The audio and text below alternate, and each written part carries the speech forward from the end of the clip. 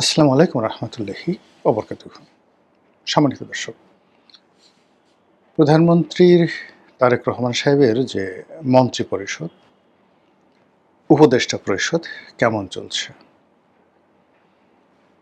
এবং এই মন্ত্রী পরিষদ এবং উপদেষ্টা পরিষদ তাকে কি সফলতার স্বর্ণ শিখরে নিয়ে যাবে, নাকি পতনের অতলান্তে নিয়ে যাবে, কিংবা তিনি নিজে যে সকল কাজকর্ম করছেন সেই কাজকর্মগুলোর মধ্যে আলটিমেটলি সরকারের সফলতা, তার নিজের ব্যক্তিগত সফলতা এবং দেশের যে সার্বিক অবস্থা, এই বিষয়গুলো কিভাবে প্রতিফলিত হচ্ছে, এর কি কোনো ভবিষ্যৎ আছে? এই বিষয়গুলো নিয়ে আলোচনা করব। এবং আমি যখন আলোচনা করছি তখন রাজপথে শিক্ষামন্ত্রীর পদত্যাগের দাবিতে তুমুল আন্দোলন চলছে। তারপর সংসদ ভবনে ছাত্ররা ঘেরাও করে আছে, পুলিশ লাঠিপেটা করেছে, কয়েক দফা তাদেরকে তাড়িয়ে দেওয়া হয়েছে। যেহেতু এই জেনারেশনটা মানে আমাদের দেশে কোটা বিরোধী আন্দোলনে যারা সফলতা পেয়েছেন তাদের চাইতে এই জেনারেশনটা আরও বেপরোয়া। এদের বেশিরভাগই টিনেজ, মানে 20 বছরের নিচেদের বয়স, এসএসসি পরীক্ষার্থী। ফলে এই যে যারা রাজপথে আছে তাদের সঙ্গে পরিবার জড়িত, রাষ্ট্র জড়িত, এবং যারা আইনশৃঙ্খলা রক্ষার দায়িত্বে নিয়োজিত তারাও জড়িত, এবং একই সঙ্গে সরকারকে যারা বিপদে ফেলতে চায় তারা যারা এখন রাজপথে আছেন তাদেরকে যত সহজে মোটিভেট করতে পারবেন, এটা অন্য কোনো রাজনৈতিক দল, গ্রুপ বা গোষ্ঠীর দ্বারা কোনো মতে সম্ভব নয়। আমরা যেরকম সাধারণ মানুষ, তারা কিন্তু অনেক আগের থেকেই বলছিলাম যে জুলাই, আগস্ট, সেপ্টেম্বর এই 3টি মাস সরকারের জন্য ভীষণ রকম খারাপ একটা সময় যাবে, প্রাকৃতিক কারণে, রাজনৈতিক কারণে এবং অন্যান্য বিভিন্ন কারণে। এবং এই যে দেখুন, সমস্যাটা শুরু হয়েছে বৃষ্টি থেকে। এখন এই যে বৃষ্টিটা হলো, এখানে তো তারেক রহমান সাহেবের কোনো হাত ছিল না, কিন্তু তিনি যদি এই জুলাই মাসের বৃষ্টি, প্রকৃতি, গ্রহ নক্ষত্র সম্পর্কে তার ধারণা থাকতো, তাহলে এই সময়টিতে তিনি সতর্ক হতেন। এবং এখনও তিনি যদি সতর্ক হন তাহলে অনেক বিপত্তি তিনি এড়াতে পারবেন। আর সতর্ক যদি না হন তাহলে বলতে গেলে পচা শামুকে পা কাটবে। আলোচনার শুরুতে চলে আসি। এই সরকারের বেশ কয়েকজন মন্ত্রী যারা ইতিমধ্যে মানুষের বিরক্তির কারণ হয়ে পড়েছেন, সমালোচিত হয়েছেন। এরা নিজ নিজ দপ্তরে তারা সফলতার পরিবর্তে ফাটা কেষ্ট হওয়ার চেষ্টা করে চলেছেন, অনেকটা সিনেমাটিক স্টাইলে, যেটি এই আধুনিক যুগে একেবারে বেমানান।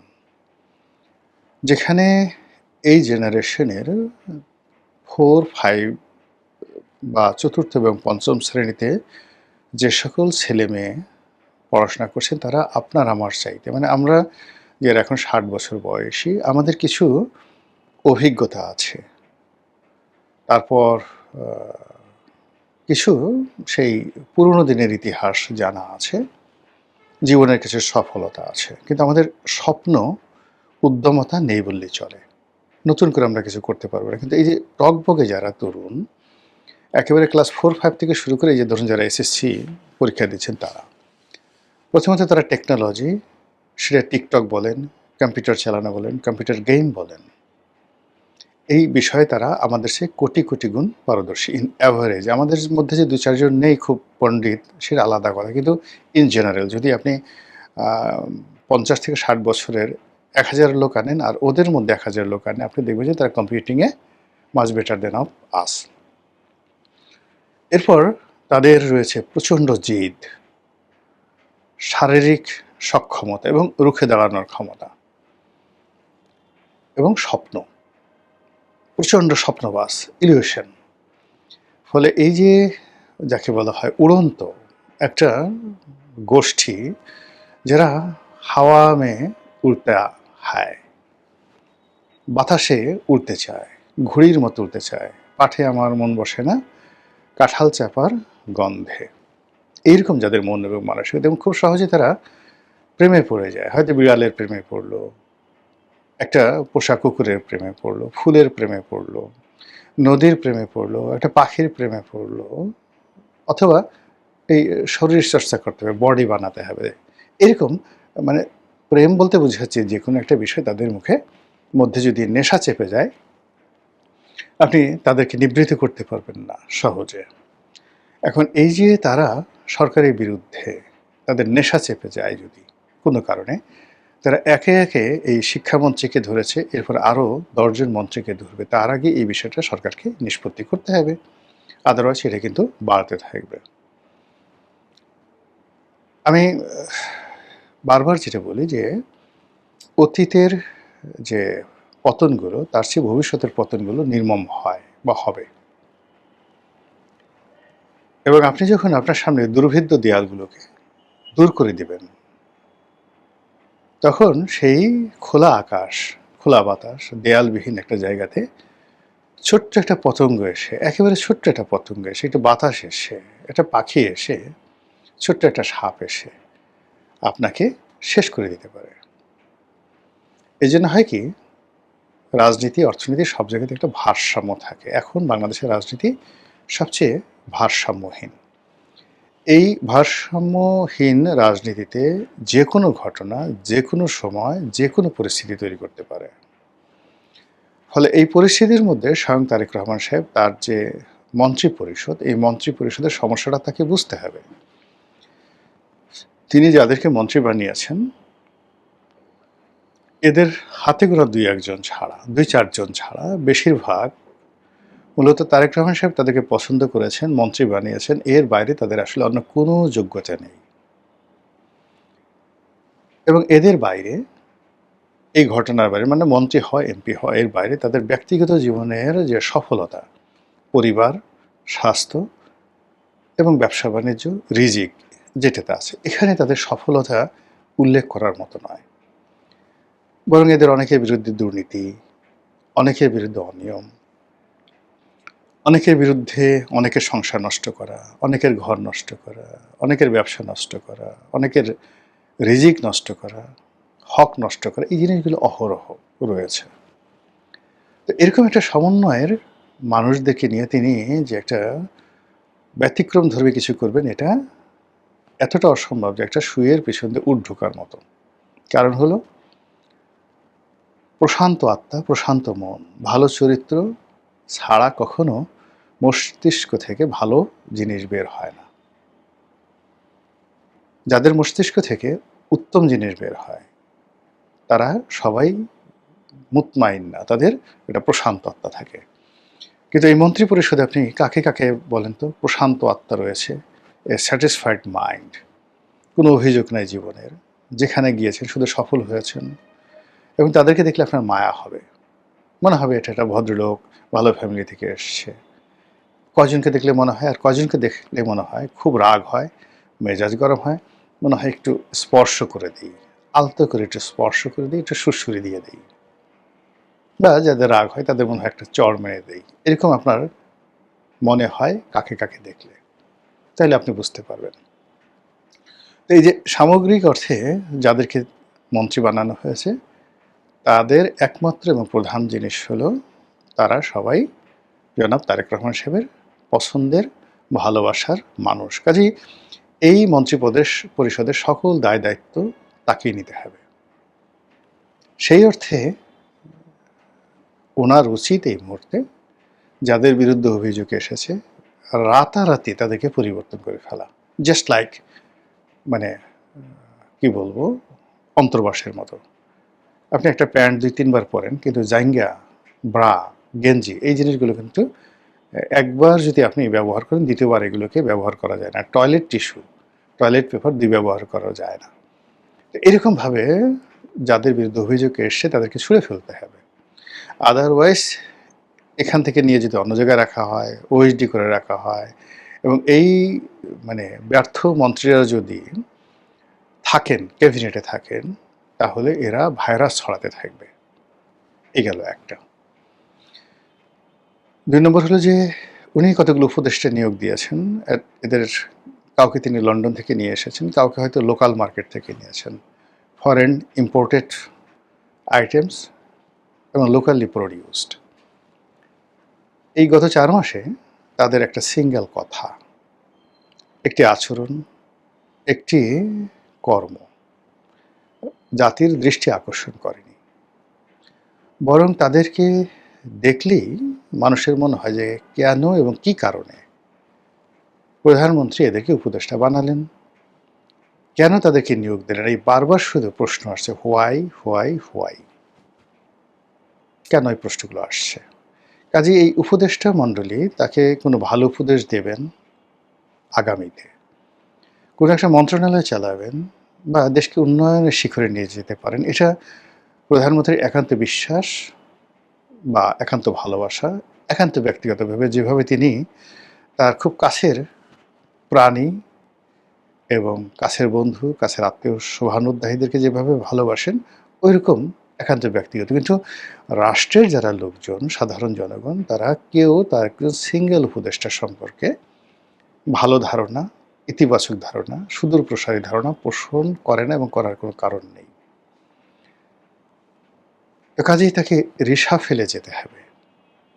তাকে রিশাফেলে যেতে হবে। যে ভুল শেখ হাসিনা করেছেন, জিদ করেছেন, মানে তিনি ধরুন সৈয়দ আবুল হোসেনের পদত্যাগের বিষয় যখন এলো, তিনি আবুল হোসেনকে অ্যাভেল করলেন না শেষ পর্যন্ত। কিন্তু যখন তাকে বাদ দেওয়া হলো তখন তার সর্বনাশ হয়ে গেছে। কিন্তু যখন বলা হয়েছিল যে আবুল হোসেনকে বাদ দেন, রাতারাতি তাকে বাদ দিয়ে দিলে এই ঘটনা ঘটতো না। বা ওবায়দুল কাদেরকে যখন জেনারেল সেক্রেটারি করা হলো, সৈয়দ আশরাফকে বাদ দিয়ে, কেউ কিন্তু মেনে নেয়নি, কিন্তু ভয়ে কথা বলেনি। কিন্তু ওবায়দুল কাদের সাহেব যখন বিভিন্ন মানুষকে অপমান করা শুরু করলেন, এমনকি একজন সংসদ সদস্যকে চল দিয়ে বসলেন, এই বিষয়টির সঙ্গে সঙ্গে শেখ হাসিনার উচিত ছিল সঙ্গে সঙ্গে তাকে বাদ দেওয়া। যে একজন মাননীয় সংসদ সদস্য, হোয়াট এভার মেবি, যত বড় ছোট কর্মী হন না কেন, তাকে প্রকাশ্যে চড় মারাটা কোনো অবস্থাতেই সমর্থনযোগ্য নয়। তো এই ক্ষেত্রে যেটা হচ্ছে যে এই মন্ত্রী পরিষদের মধ্যে, এই উপদেষ্টাদের মধ্যে কিংবা প্রধানমন্ত্রীর পার্সোনাল স্টাফদের মধ্যে যেটিকে বলা হয় সুপারস্টার বা মেগাস্টার রূপে কয়েকজন লোক খুব বাহাদুরি করছেন। কেউ সর্ববিদ্যায় বিশারদ, কেউ সর্বরোগের কবিরাজ, কেউ হয়তো বা সর্বক্ষমতার অধিকারী 10 ভুজা দুর্গা দেবী। অনেক ক্ষমতা, অনেক জ্ঞান, অনেক প্রভাব ইত্যাদি ইত্যাদি, এরকম যারা সুপারস্টার হয়ে গেছেন এবং তাদেরকে দেখলে মনে হয় বা তারা নিজেদেরকে প্রমাণ করতে চান যে they are much better than a prime minister in terms of education, in terms of quality, in terms of approaching and everything. তারা যত বেশি আনুগত্য দেখাচ্ছে প্রধানমন্ত্রীর সামনে গিয়ে, পেছনে এসে তারা মনে করছে যে আমরা না থাকলে এই সরকার 1 মিনিট টিকবে না, থাকবে না, সরকারকে আমরা টিকিয়ে রেখেছি। প্রধানমন্ত্রী প্রথমেই বুঝতে হবে যে এই ধরনের মানুষ যারা সামনে এসে এক কথা বলে, পিছনে অন্য কথা বলে, আর জনগণ যাদের সম্পর্কে মনে করে যে এরা সরকারের রাইট হ্যান্ড, লেফট হ্যান্ড থেকে শুরু করে সব কিছু তারা, এদেরকে আসলে বাদ দিতে হবে। কোনো ছাটকাট নেই, কোনো কিছু নেই। যখনই কেউ খুব বেশি শক্তিশালী হয়ে পড়ে তখন সেটা বাদ দিতে হয়। এবং একই কাজ মানে অসাধারণভাবে ইতিহাসে 2 বিখ্যাত ব্যক্তি, 3 জন বিখ্যাত ব্যক্তি করেছিলেন। আমাদের এই পাক ভারত উপমহাদেশে একজন সুলতান ইলতুৎমিশ। সুলতান ইলতুৎমিশ তার দরবারে তুর্কি এবং আফগানদের প্রাধান্য কমানোর জন্য তিনি 40 জন দাস, দ্য গ্রেট 40 স্লেভস, এরকম একটা বাহিনী গঠন করেছিলেন এবং তাদের হাতে সব দায়িত্ব দিয়েছিলেন। তিনি তার জীবদ্দশায় এই 40 জন কৃতদাস, তাদের বেস্ট সার্ভিস তিনি পেয়েছিলেন এবং রাষ্ট্রকে অসাধারণ একটা সেবা দিয়েছিলেন। কিন্তু তার মৃত্যুর পরে একেবারে গিয়াসউদ্দিন বলবনের জমানা পর্যন্ত প্রথম দিকে এই 40 জন কৃতদাসের যে যন্ত্রণা, পুরো ভারতবর্ষ অস্থির হয়ে গেল। একের পর এক যুদ্ধ, একের পর এক ক্ষমতা, প্রাসাদ ষড়যন্ত্র, হত্যাকাণ্ড, সব মিলিয়ে তছনছ। যখন নাসিরুদ্দিন সাহেব ক্ষমতায় আসলেন, দিল্লির বাদশাহ ওই যে নাসিরউদ্দিন, তার প্রধানমন্ত্রী হলেন তারই শ্বশুর গিয়াসউদ্দিন বলবন। তখন 50% তিনি এদেরকে কমাতে পারলেন এবং নিজে ক্ষমতায় এসে জাস্ট গ্যাচাং গ্যাচাং সবগুলোর শিরচ্ছেদ করে দিলেন। ফলে তিনি 20টি বছর, 40 বছর তিনি শাসন ক্ষমতায় ছিলেন, 20 বছর প্রধানমন্ত্রী রূপে আর 20 বছর সুলতান রূপে। এই 40 জনকে তিনি শেষ করে দিয়েছিলেন। ঠিক সেম কাজ করেছিলেন আলাউদ্দিন খিলজি, একই অবস্থায় তিনি পড়েছিলেন। তো আলাউদ্দিন খিলজি, গিয়াসউদ্দিন বলবন এবং সুলতান ইলতুৎমিশ, এদের জীবন যদি এবং সফলতা যদি প্রধানমন্ত্রী অনুসরণ করেন, he has no way but to reform, এবং এটা করতে তাকে দেরি করা যাবে না। তাকে এই ক্ষেত্রে এতটা নির্মম এবং নিষ্ঠুর হতে হবে যে কোনো অবস্থাতেই যেন তার প্রতিপক্ষ একটা করার সুযোগ না পায়, আর তাকে ব্যবহার করে কোনো একটা মাসিও যেন ভো করার সুযোগ না পায়। নো ভো নো ভা, তাহলে তিনি টিকতে পারবেন, যেতে পারবেন, আদারওয়াইজ হবে না। সোজা বাংলা কথা। দ্বিতীয় যে বিষয়টি হলো তার ব্যক্তিগত জীবন। তার স্ত্রীকে তিনি কতটা ভালোবাসেন, তারপরে কিভাবে ছাতি ধরেন, তার স্ত্রীকে খুশি করার জন্য তিনি যে সকল প্ল্যান করেন, পরিকল্পনাগুলো করেন, এই জিনিসগুলো নিয়ে বিরোধী দলের যারা লোকজন, তরুণ যারা আছেন, তারা ট্রল করছেন। কেউ তাকে প্রেমের দেবতা, কেউ তাকে তাজমহল নির্মাণ করার দ্বিতীয় কারিগর, এই কথাগুলো বলছে। কেউ তাকে বলছে যে আপনি বাসে করে যে দেশে যাচ্ছেন মূলত প্রেম করার জন্য। বাংলাদেশের এত উঁচু পর্যায়ের প্রধানমন্ত্রী এবং তার পরিবারকে নিয়ে এই ধরনের ট্রল ইতিপূর্বে কখনো হয়নি। কাজে ওয়েস্টার্ন সোসাইটিতে টনি ব্লেয়ার এবং শেরি ব্লেয়ার তারা প্রকাশ্যে হাত ধরে হাসছে কিংবা চুম্বন করছেন। কিংবা ধরুন ফ্রান্সে তার চেয়ে 15-20 বছরের বড় তার শিক্ষক ইমানুয়েল ম্যাক্রোর স্ত্রী, মূলত ইমানুয়েল ম্যাক্রোর শিক্ষক ছিলেন, টিচার ছিলেন। তো তাদের অসম প্রেম, এমনকি বউয়ের হাতে মার খাওয়া, ওটা ওই সমাজে কোনো প্রবলেম হয় না। ডোনাল্ড ট্রাম্পের চতুর্থ স্ত্রী মেলানিয়া ট্রাম্প, তার হাতে চড় খাচ্ছেন ট্রাম্প প্রকাশ্যে, এটা ওদেশে কোনো সমস্যা হয় না। একদিকে সেক্সুয়াল ওয়ার্কার বা পর্ন স্টার, তাদের সঙ্গে ডোনাল্ড ট্রাম্পের সেক্সুয়াল রিলেশন, আবার অন্যদিকে প্রেমের অভিনয়, এটা আমেরিকান সমাজে সমস্যা হয় না। কিন্তু আমাদের সাবকন্টিনেন্টে, এশিয়া সাবকন্টিনেন্টে এই ধরনের জিনিস একেবারে সহ্য করা যাবে না। কাজে এখানে ছেলে মেয়ে পরিবার, এটা একান্ত ব্যক্তিগত বিষয় থাকাটাই উত্তম। প্রধানমন্ত্রী যে কাজগুলো করছেন আপাত দৃষ্টিতে আমাদের কারো কোনো ক্ষতি হচ্ছে না, কিন্তু হয়তো তিনি এই কাজ করে মজা পাচ্ছেন, আনন্দ পাচ্ছেন, এবং সেই আনন্দকে তিনি রাষ্ট্রীয় কর্মে আরও উদ্দীপনারূপে ব্যবহার করতে পারবেন। কিন্তু তার বুঝতে হবে যে রাম কেন সীতাকে বনবাসে দিয়েছিলেন। আবার সীতা বনবাস থেকে ফিরে আসার পরে রাম তার সতীত্ব পরীক্ষা করার জন্য যখন রামের স্ত্রী সীতাকে অপহরণ করে নিয়ে গেল রাবণ, তখন প্রশ্ন হলো সে তার সতীত্ব হারিয়ে ফেলেছে। তো সেই স্ত্রীকে তিনি যখন ঘরে তুলবেন, সমাজ বলল সে অসতী, তাকে সেই সৎ প্রমাণ করার জন্য, সতী প্রমাণ করার জন্য আগুনের উপর দিয়ে তাকে হেঁটে যেতে হলো। এগুলো নেহায়েত গল্প, কিন্তু এগুলো বোঝায় যে রাজাকে সবসময় জনগণের কথা ভাবতে হবে। পাবলিক সেন্টিমেন্ট, পাবলিকের যে অ্যাপ্রোচিং, আগে আমরা জানতাম আটকুরে রাজা, আটকুরে রাজা সে ঘর থেকে বের হতো না, তার ছেলে মেয়ে হতো না, এই কারণে যে জনগণ তাকে দেখলে বলতো যে হায় আল্লাহ, আজকে রাজাকে দেখলাম, আমাদের দিন ভালো যাবে না। এই গল্পের একটা মিনিং আছে। দেখুন যে সেই যুগে যখন রাজা একক কর্তৃত্ববাদী, তখনও তাকে এই পাবলিক সেন্টিমেন্ট স্মরণ করে তাকে ঘরের মধ্যে আবদ্ধ থাকতে হতো। কাজে এখন প্রধানমন্ত্রী এবং তার পরিবারকে নিয়ে তার যারা সমালোচক যে কথাগুলো বলছে, তাকে অবশ্যই এগুলো কগনিজেন্সে নিতে হবে। আমরা যারা সাধারণ জনগণ আছি, আমরা চাই যে ধারাবাহিকতা থাকুক। একটা জুলাই বিপ্লব হয়েছে, কম বেশি আমরা সবাই সমর্থন জানিয়েছি, ফলে এটা ধারাবাহিকতা থাকলে আমাদেরই লাভ।